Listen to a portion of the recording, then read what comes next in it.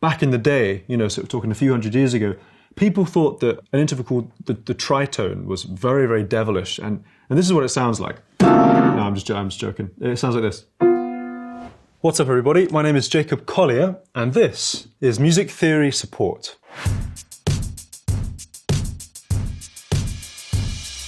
We have a question from David Brown. I don't know the difference between pitch and timbre. Pitch and timbre are two very different things. The pitch of a note is how high or low the note is. So here's a high note, that's a C sharp, and the pitch is quite high. And here, that's a very low note, that's an E. Timbre is the kind of texture of a note, or the quality a note has. So I play a note, right, E flat, and then I sing, ah, that's an E flat. Ah, they're the same note, they're both E flat. But one has the timbre of a MIDI piano, and then the other is it's a human voice. So both very important variables. I'd highly recommend you explore them both. I love this question. Her name is Rachel Chop-Suey, and the question is, like, what the hell is reharmonization? Well, reharmonization is when you take a harmonization and you sort of shuffle it up a bit. Just so you know, there are infinite ways to harmonize everything. Just by way of example, let's take the song Hey Jude, which you probably do know, and if you don't know, it's pretty tragic, I'm not going to lie. Now, Hey Jude, I think, is in F major.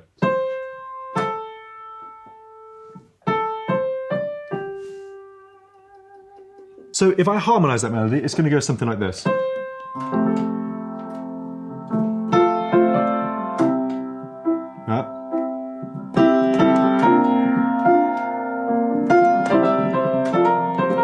Right? So when we think about reharmonization, we take that melody and we think, how else could we harmonize this melody?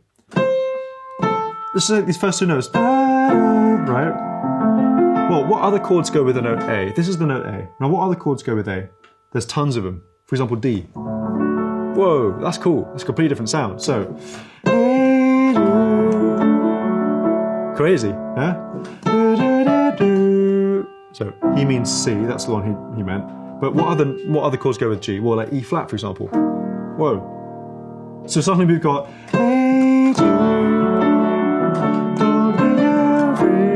it's like, what are you doing, bro? And then yeah? They all have different feelings. There's not really a right and a wrong. There's just, what do you feel is good? What do you feel is right? That, Rachel, is what reharmonization is. Here's an excellent question from Ethan. Hi, and Ethan, what's up? And the question reads as follows. What would you call the second mode of the major pentatonic scale? In C, it's the notes C, D, F, G, and B flat. I've seen suspended Dorian pentatonic in some other terms. I love the scale and I use it a lot, but I'm not sure what to call it. Suggestions? Well, this is the sound of it. So I guess that's what it's called, really.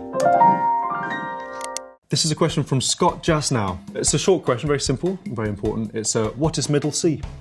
Middle C is the note that's kind of in the middle of the piano. Kind of. Because you got C, you got C, you got C, and you got C, you got C, and you got C. And then in the middle, you got this one. But yeah, what's called C4, it's like the fourth C on the piano. And I guess it's like the most accessible C, which is itself the most accessible key. Here's a question from Ralph. Question, is it ever too late to learn piano/keyboard? I'm about to enter my 4th decade of existence, and I told myself this year for my learn something new, it would be piano/keyboard. Ralph, it's never too late to learn anything in life, and I would highly recommend you learn the piano/keyboard. There is bottomless discovery and creation and storytelling and enjoyment to be found. It doesn't matter how old you are, there is no cap on how relevant music can be in one's life, so I'd highly recommend you do it, and I'll hold you to it. I'll give you a call, Ralph, in about 2 years' time. Next up, the question from Roy Woll. The question goes, why does music theory sound good to our ears? Is it science? Someone, please answer. I guess first of all, music theory doesn't really sound like anything. Music theory sounds like parchment. Music sounds like stuff though, and I guess the honest truth of the matter is, no one really knows. It's a bit of a mystery. Next up, here's a question from Trivia Mafia. What's the saddest key in music? There is no answer to this question. There's not one sort of objectively saddest key. Some people tend to, opine that minor chords and major chords tend to reflect certain moods, which I think to a certain point they do. So if you take, E flat minor versus E flat major, right, one perhaps is slightly brighter than the other. Yeah? Now, I personally think what makes a chord sad is not necessarily whether it's major or minor, but the context within which you hear the chord. So say I'm in A flat minor, for example. Sometimes I'm in A flat minor. Right? If I go...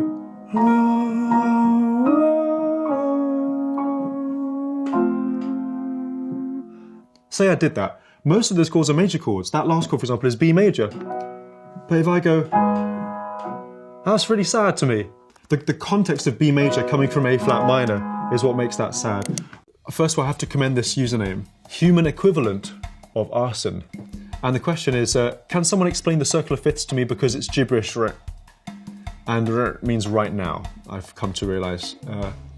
Circle of fifths. Well, there are 12 notes on the piano, right? Here they all are. And one of the best ways to display these notes is in a circle. So this is a circle. And the circle of fifths goes C, and then it goes G, and then D, A, E, B, F sharp, that's at the bottom, 6 o'clock. And then it goes C sharp, A flat, E flat, B flat, F, C. That's the circle of fifths.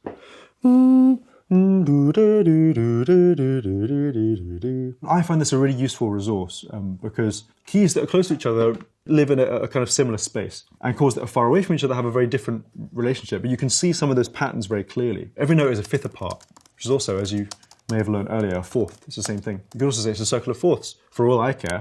Here's a very good question from Anthony Rice, Music. What's a music theory concept that you find interesting? Hashtag music, hashtag music theory. One music theory concept that I find interesting that I haven't already mentioned, swing percentage. If you take a groove or a rhythm, then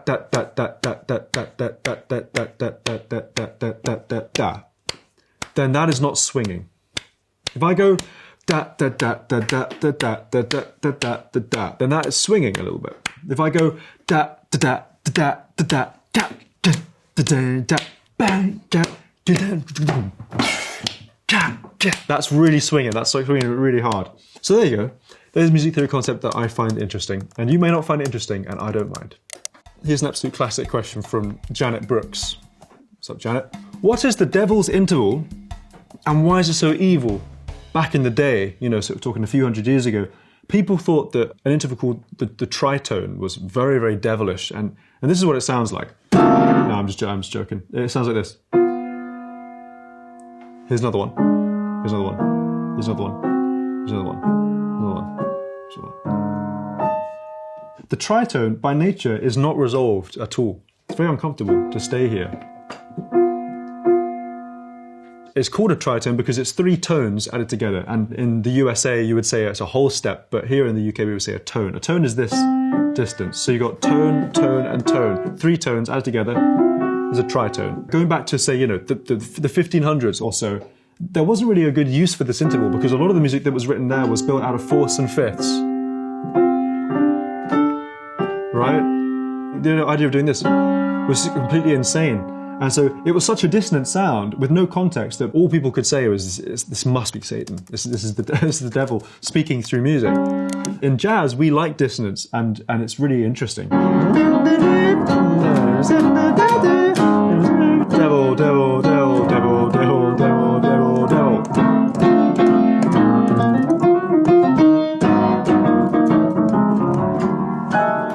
Here's an excellent question from Janet Brooks. I think this is the second question from you, Janet. I'm glad you're asking so many good questions. How do you change a C major chord into a C minor chord? I've been there, let me tell you, I've been there. Well, I think we've all been there. You've got a C major chord, and you just think, I want this to be C minor. And it's a very, very simple equation to solve. You take the E, and you weigh it down. 1, 2, 3. And it's a minor chord. Just make that third slightly flatter. Put some weights on it, give it some luggage or something. Yeah. Here is a more practical question from KK. What do the piano pedals do? A piano has normally 3 pedals. The pedal on the right, which is a bit like the sort of accelerator, you could say, the gas pedal. That one is called the sustain pedal. And so when I play lots of notes, with no pedals pressed down, they are what's called staccato, but they're short. If I put the pedal down, sustain pedal down, they sustain. And when I lift the pedal, they cease sustaining. That means I can go, and all the notes ring, and when I release the pedal, they all stop. It's kind of like magic. So then there's a pedal on the left of the three, is usually what's called a soft pedal. And what the soft pedal does is it makes all the notes just slightly quieter. And this is good, say if you have like sensitive roommates, or it's just very late, or you're just not in the mood for making loud noise. Now the pedal in the middle, I know of two uses of this pedal. One is what's called the sostenuto pedal. I play a chord, I hit the sostenuto pedal, and only those notes are sustained. And around those notes, I can actually still play staccato notes, right?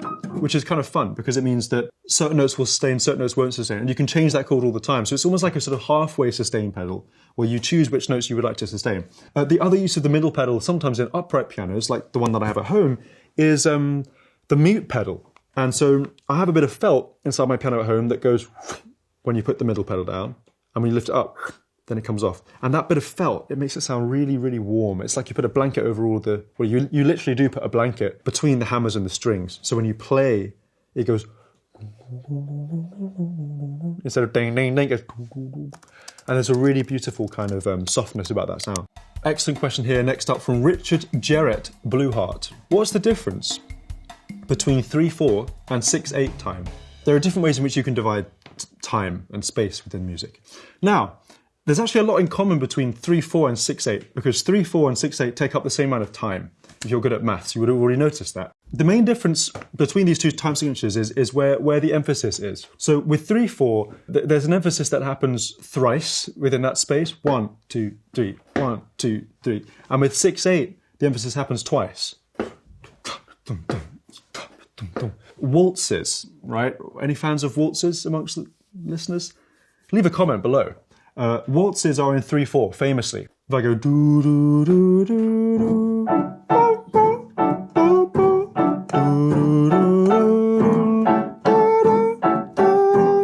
and what's a good example of 6/8? There's a tune called "My Bonnie Lies Over the Ocean." My bonnie lies over the ocean, so that I found it to me. Bring back, oh, bring my body to me. That's 6/8. It's like a cradle. So thank you, Lenny, and I hope that helps in your rhythmic quandary. Here's an interesting question from Nick Berry. Why are the black and white keys on a piano keyboard spread the way they are?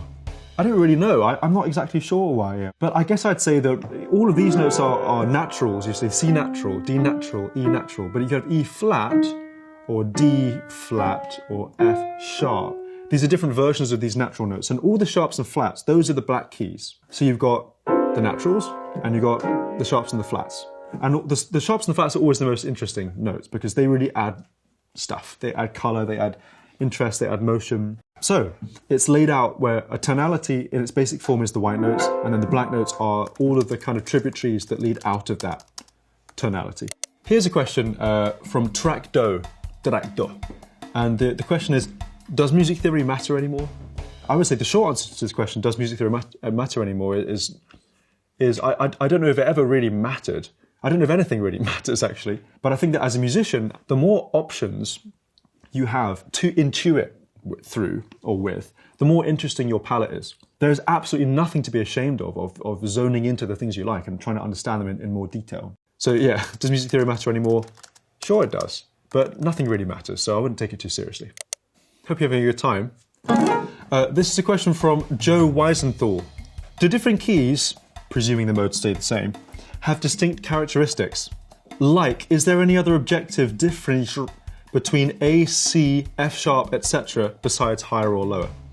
Joe, it's a great question. The short answer is yes. Every key has a different characteristic from every other key. Is one of the joys of traversing the world of music is changing keys. At least you can quote me on that. That's one of my favorite things to do. If you take a different frequency, take A, somewhere over the rainbow, way up high. That has a different feeling from somewhere over the rainbow, way up high. Yeah, it's different vibe. Every key is a new world, and so the more ways you have of changing key and opening doors into new keys, the more exciting it is to be a human on planet Earth. Ladies and gents, that concludes this session. Thank you for such brilliant questions. I hope that I've been remotely helpful. It's been wicked fun answering them all, and it's made me think on my feet, which is great. Thanks for sticking around. Let's do this again sometime. Catch you later.